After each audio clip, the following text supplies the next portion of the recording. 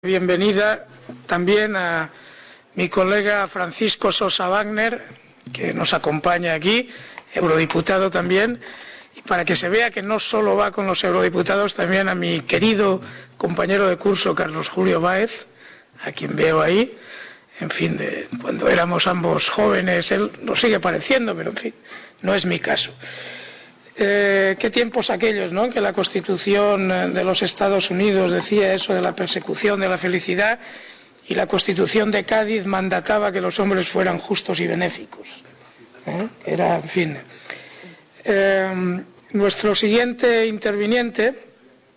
entra en el campo de la crítica literaria,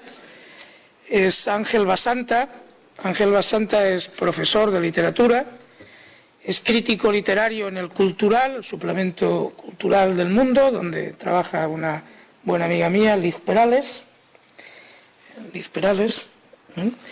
Y, en fin, ha trabajado fundamentalmente, curiosamente, enlazo con la intervención de Paula, ha trabajado específicamente con Cervantes, con el origen de la novela y con la novela española contemporánea. Probablemente en gran medida estableciendo nexos, estrechos nexos de unión, que en ese hilo que recorre, en fin, la literatura española. Es presidente de la Asociación Española de Críticos Literarios y, bueno, yo podría decir más cosas de él, no muchas más, porque yo tampoco soy el narrador omnisciente de Blanco, en fin, de Stendhal, ni tampoco el personaje ese sabelotodo del idiota de Dostoyevsky, pero, en fin, suficientemente informado como para saber que Ángel es un respetado crítico literario, entre otras cosas porque, según he podido saber, es el autor de la primera crítica a una obra de Marifé de Santiago.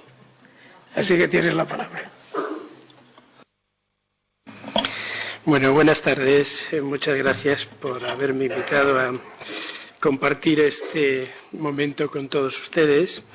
Y únicamente quiero aclarar que cuando yo hice aquella crítica de la primera novela de Marifé Santiago Bolaños, yo no la conocía a ella. Luego después vinieron otras novelas en las que ella siguió mejorando sus expectativas, y son esas las satisfacciones que el crítico tiene, entre otras desventajas, porque a veces uno se va creando por ahí gratuitamente enemigos no siempre silenciosos. El reto que he asumido aquí hoy, no sé a dónde me va a llevar, porque yo he replanteado conmigo mismo mucho esta intervención acerca de la literatura española actual y Europa. Empecé pensando en enfocarla a través de las traducciones y me pareció que iba a quedar un informe demasiado frío, demasiado poco cálido y poco formativo. Y acabé pensando en lo que voy a hacer, en hablar de la condición radicalmente europea de la literatura española desde hace años, porque es lo que mejor formación, mejor información puede transmitir a quien esté interesado en ello. Lo que ocurre es que, lógicamente, pues en el pequeño tiempo de 15-20 minutos, prometo no ir más allá, voy a tener que simplificar muchísimo, utilizar la brocha gorda, como es inevitable. Quiero decir que, como saben todos ustedes, la literatura española actual es una literatura tan europea como cualquier otra. Ha sido difícil, ha costado años, pero hoy es así. Como sabemos, perdimos el tren de Europa con la guerra civil, porque en los años 20 y 30 en las artes íbamos a la par que Europa, por influencia de aquella generación de Ortega, que fue la generación más europeísta, que mantuvo a España, a la literatura española, a la par que en la europea en el cultivo de las vanguardias, con aquel célebre grupo poético del 27. Y por dar un dato, en 1924 se publicó en París el Manifiesto del Surrealismo, que era inmediatamente traducido en la Revista de Occidente en España. O el mismo Ortega publicaba en el año 1925 La deshumanización del arte, que fue la mejor explicación de las literaturas vanguardistas europeas de aquel momento. En aquellos mismos años, el gallego Valle Inclán dejaba el teatro español en la cumbre del teatro europeo, con su teatro mítico popular y con sus esperpentos. La guerra civil truncó aquel esplendor, vino el exilio exterior e interior y durante años la literatura española tuvo que desenvolverse con una falta de libertad y con falta de información. El cambio político se produce en España, como todos sabemos, a partir de 1975, pero el cambio en literatura se había producido antes. Es decir, la literatura, una vez más, había ido por delante. Ya en los años 50, con Cela y la Colmena o Rafael Sánchez Ferlosio y el Jarama, pues se asimilan en España corrientes europeas como el neorrealismo italiano, como el existencialismo filosófico y literario francés, el Nouveau Roman francés, o a los novelistas de la generación perdida norteamericana, sobre todo a John Dos Passos en estos años. Faulkner será en la década siguiente. En la década siguiente continúa esa renovación, esa vuelta al camino de Europa en la novela Con tiempo de silencio de Luis Martín Santos, que es como una transposición del Ulises de Joyce al Madrid de la posguerra, y nos encontramos con Juan Benet como el mejor émulo de Faulkner en la literatura española. Y ya, vean que voy corriendo mucho porque quiero llegar a hoy, en la década siguiente, en los años 70, exactamente en el año 1972, se publica una novela de Gonzalo Torrente Ballester, la saga Fuga de J.B., que es la novela gallega, la novela más gallega de las escritas en castellano, por su contenido, por sus personajes y por su visión del mundo, y la novela más europea también de las escritas en castellano en la segunda mitad del siglo XX, porque esta novela es una parodia de la literatura experimental que se está haciendo entonces en toda Europa, es una parodia del estructuralismo lingüístico y antropológico, Lévi-Strauss aparece citado directamente, y es una parodia de toda no, pero una gran parte de la cultura occidental, desde la leyenda de Abelardo y Eloísa, que aparecen ahí bajo la sombra de Jean-Paul Sartre y Simone de Beauvoir, hasta Rilke y su carta a un joven poeta. El propio Gonzalo Torrente Ballester siguió europeizando la novela española con fragmentos de Apocalipsis, que es una novela que se escribe hablando de cómo se escribe esa misma novela. Y la crítica literaria destacó entonces ya que se publica en España esa novela exactamente en el mismo año en que en Francia se publica el estudio teórico de Lucien d'Alembert, la novela especular, Le Récit spéculaire. La crítica relacionó la novela de Gonzalo Torrente Ballester con Los monederos falsos de Gide, aunque los conocedores de Gonzalo Torrente Ballester y de Cervantes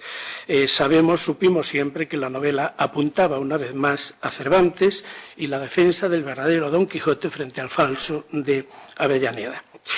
En poesía pasaba algo parecido. La poesía española dio un salto notabilísimo con los novísimos, consagrados ya por la antología de Castellet, los 9 novísimos poetas españoles, que es del año 1970, y en el teatro se hicieron experimentos también radicalmente europeos, protagonizados por Fernando Arrabal y su Teatro Pánico y Francisco Nieva y su Teatro Furioso. He de decir que hay que reconocer que con muy poco éxito de público,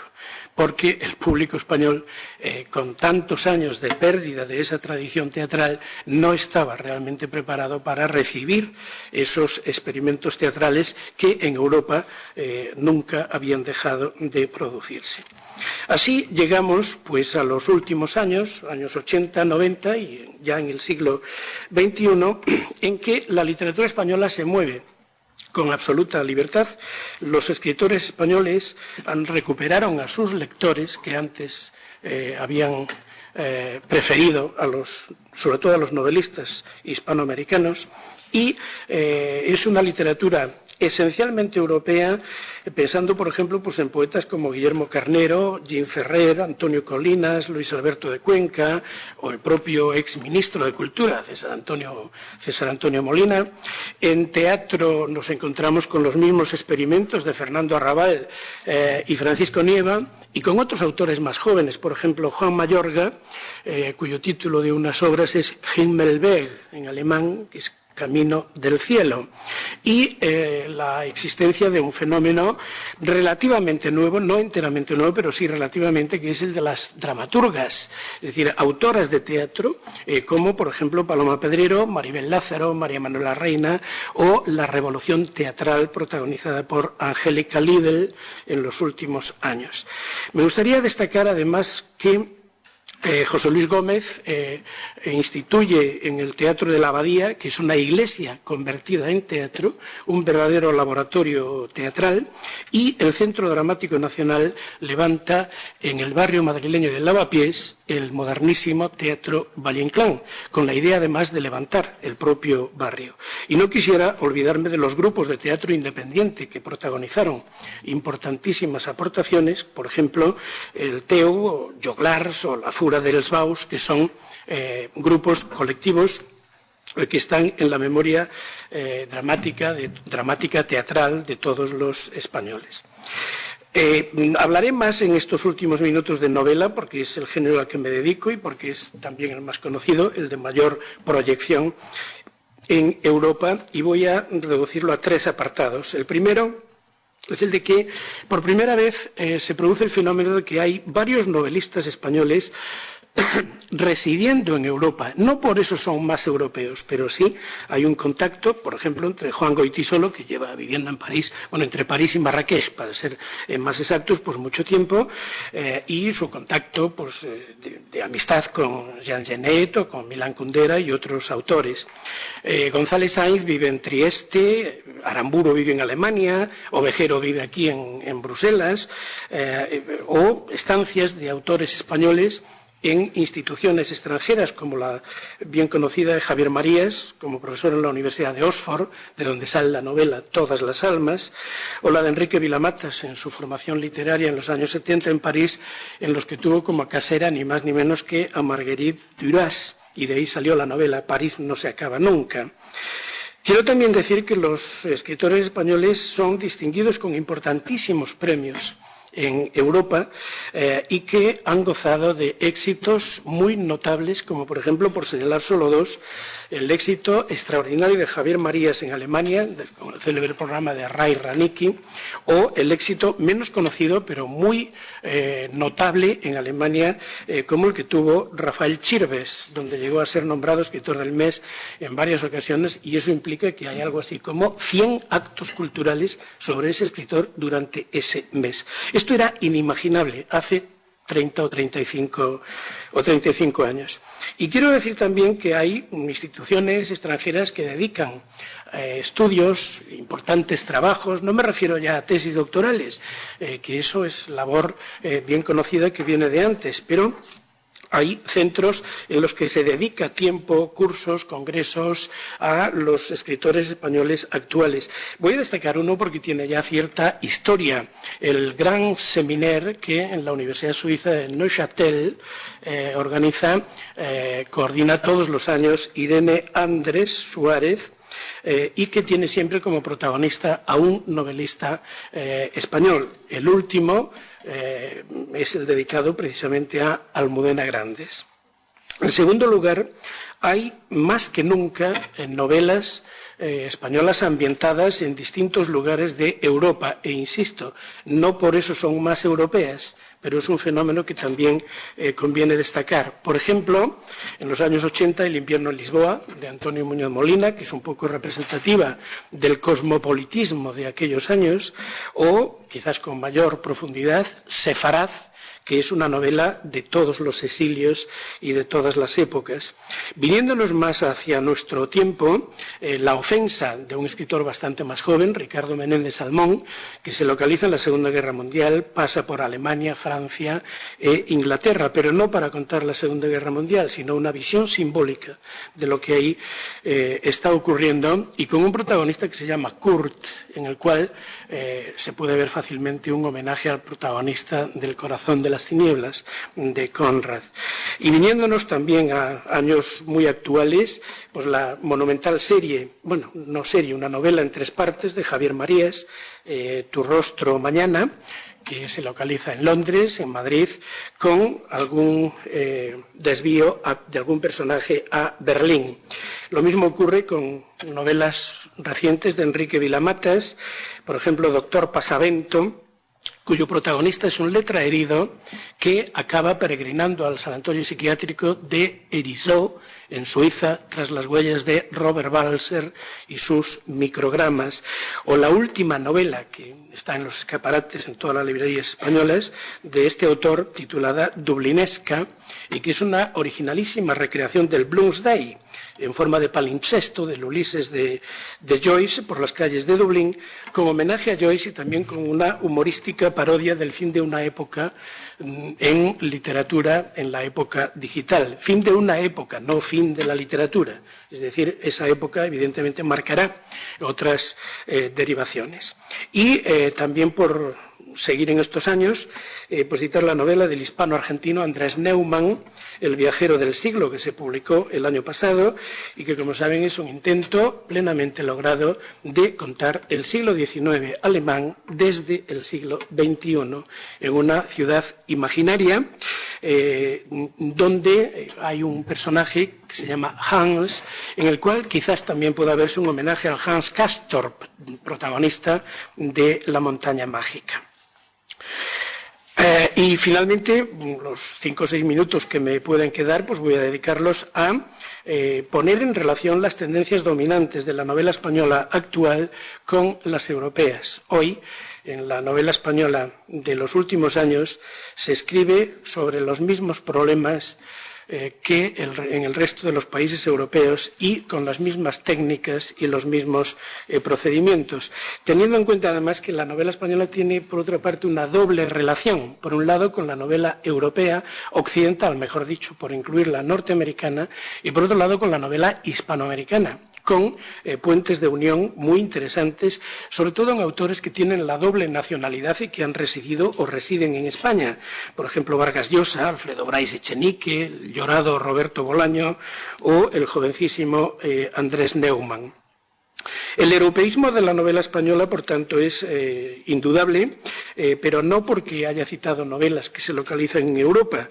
porque me gusta decir que una novela no es más europea por localizarse en París, Roma o Bruselas que si se localiza en Celama,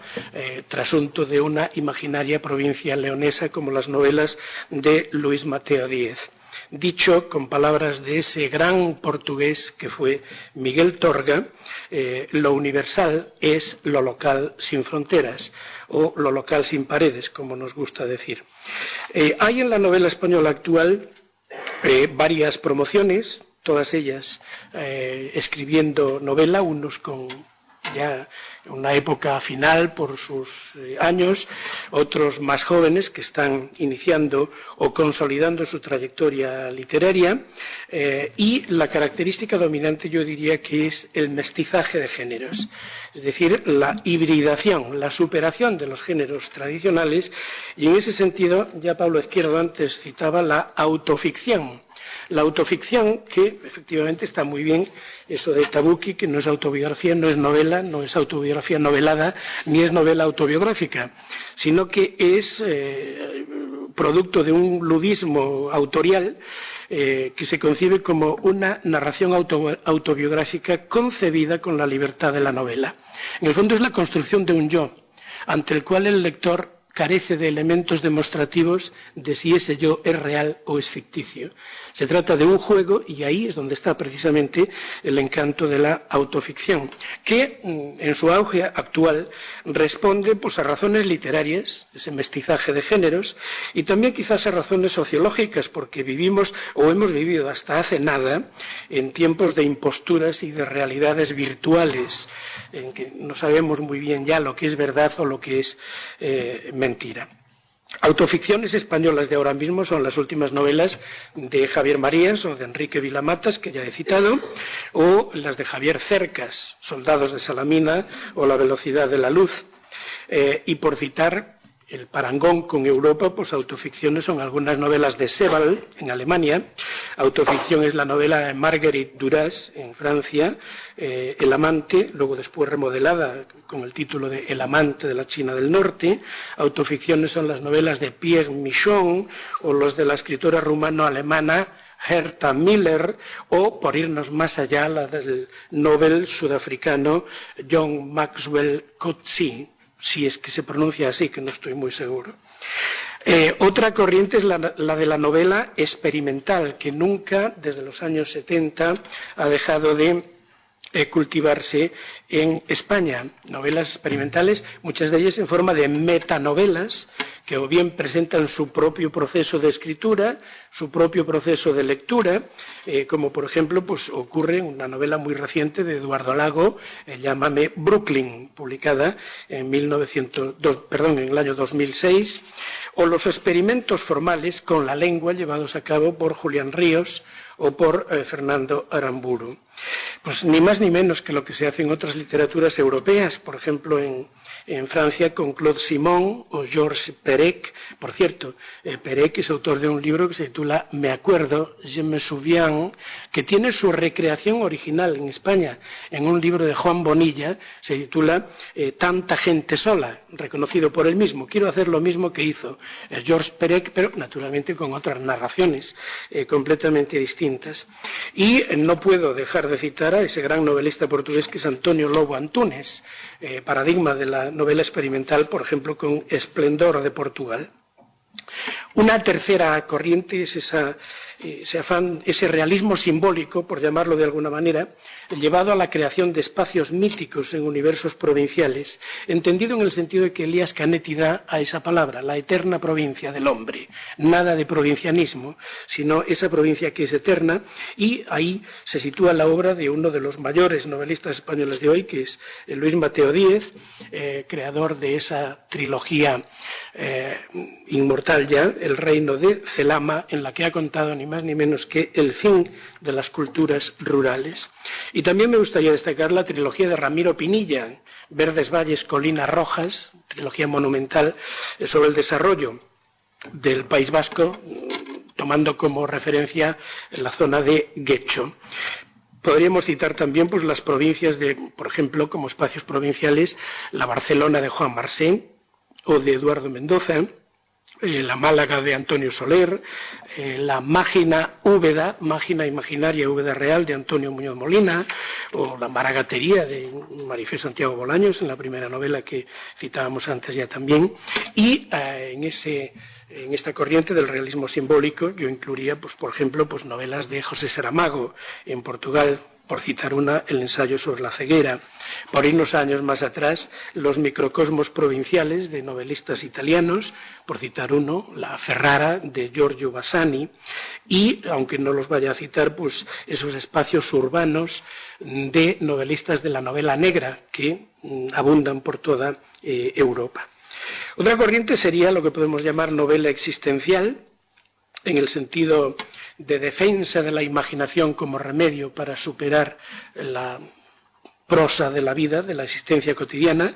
y en España está representada por Luis Landero como heredero eximio de Cervantes en la actualidad, como en Europa pues lo pueden representar novelas de Kundera como La inmortalidad, o de Alessandro Baricco en Italia, Seda, por ejemplo, y cervantino declarado es el Nobel citado antes, Coetzee o el propio Kundera.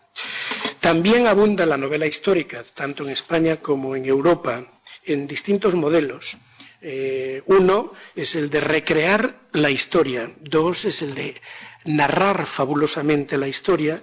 Tres, la proyección de la historia sobre el presente, que quizás sea el más interesante, y ahí yo destacaría en España, por ejemplo, la última novela de José María Merino, La Sima, que es un intento de ahondar en esa constante de la violencia en la historia pasada y no tan pasada de España. O, en cuarto lugar, un cuarto tipo de novela histórica sería la explotación de la historia para elucubraciones de orden intelectual o estético, como por ejemplo ocurre en Soldados de Salamina, de Javier Cercas, o en La Ofensa, de Ricardo Menéndez Salmón, que cité antes. En Europa, pues cabría recordar las novelas del Nobel húngaro Imre Kertész y sus novelas del Holocausto, novelas del británico nacido en Japón Ishiguro, o por irnos a años anteriores, pues modelos célebres como Doctor Zhivago o El gato pardo. Si pasamos al apartado siguiente, otro grupo sería el de la revisión crítica de la historia de España reciente. Me refiero al siglo XX, y ya pues la guerra civil está siendo objeto de novela histórica también. Ya hay muchos españoles que no tienen ningún recuerdo de la guerra civil, ni de niños ni de jóvenes. Bueno, pues hay libros que se refieren a la guerra civil y a la inmediata posguerra. Quiero destacar sobre todo tres. Uno, que es un libro de narraciones cortas, se titula Los girasoles ciegos, de Alberto Méndez, que le recomiendo vivamente. Gracias. Y El corazón helado, que es la última novela de Almudena Grandes, que arranca pues de la Guerra Civil, Segunda Guerra Mundial y llega hasta la actualidad, como también La noche de los tiempos, que es la última novela de Muñoz Molina. Si nos venimos hacia tiempo más actual, pues habría que destacar a Rafael Chirves en esa tetralogía que va de La larga marcha a Crematorio, o la novela que acaba de aparecer de José María Gelbenzu, El amor verdadero. También en Europa nos encontramos con los mismos temas y las mismas épocas. Parece que en Europa es la Segunda Guerra Mundial. Lo encontramos en el caso de la ucraniana Irene Nemirovsky, en Holocausto, en el caso de Vasily Grossman, grandes novelas como Vida y Destino, en el caso de el albanés Ismail Kadaré, o el turco Orhan Pamuk. También nos encontramos con la novela psicológica, que aparece en todas las épocas y también en estos últimos años. En España estaría representada por Álvaro Pombo. Alguna novela de Paula Izquierdo también se podría citar aquí, como en Europa pues aparecen los británicos Doris Lessing o Ian McEwan, o en la belga Amélie Nothomb. Y no voy a hablar de la novela policíaca, porque es mucho más conocida, pero evidentemente es una corriente muy difundida en España y en todas las naciones europeas. Quizá destacaría a Vázquez Montalbán, José María Gelbenzu y Lorenzo Silva entre los españoles, y entre los europeos por las novelas de Henning Mankell, el irlandés John Banville, que a veces firma con el seudónimo de Benjamin Black, siciliano Andrea Camilleri, que le pone de nombre a su comisario de policía Montalbano, y siempre he creído que es un homenaje a Manuel Vázquez Montalbán, o la italoamericana Donna León y sus novelas localizadas en Venecia. Voy a terminar, porque ya no me queda más tiempo, para decir que hay una extraordinaria variedad y riqueza en la literatura española actual, en la novela concretamente. Curiosamente, hecho en falta novelas críticas con la Unión Europea, tanto en España como en América, por más que hay escritores de un europeísmo indudable. El caso paradigmático quizás sea ese italiano, autor de El Danubio, Claudio Magris. Tiene menos presencia en Europa la literatura española que otras literaturas, por ejemplo la inglesa, la alemana o la francesa. Estoy convencido de que por la diferencia de peso político de los países se traduce bastante de literatura española hoy en Europa, pero se traduce bastante menos de lo que en España traducimos de la literatura europea, y